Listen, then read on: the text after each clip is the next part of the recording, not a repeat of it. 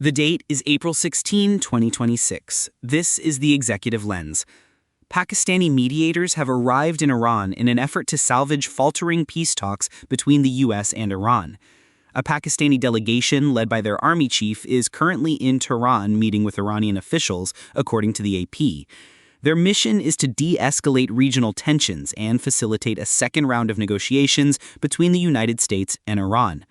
Al Jazeera reports that these efforts come amidst a diplomatic deadlock, with Tehran rejecting U.S. conditions regarding its nuclear program. Sanctions relief and control of the Strait of Hormuz remain key points of contention.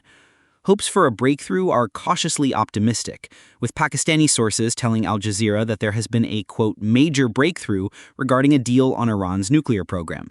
However, Iran has warned that a U.S. naval blockade threatens the current ceasefire, stating they will halt all trade in the Gulf if the blockade continues, according to Al Jazeera.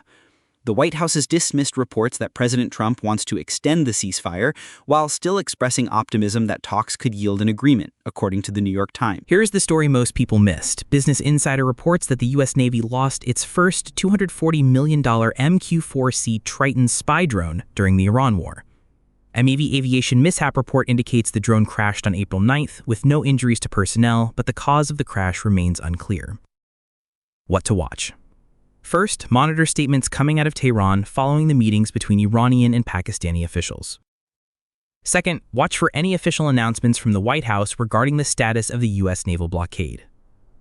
Finally, keep an eye on the Senate, where Republicans have blocked a Democratic War Powers resolution on Trump's Iran war for the fourth time, with a 60-day congressional deadline approaching, according to Fox News.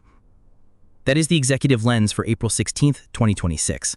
Sources in the episode notes. Back tomorrow.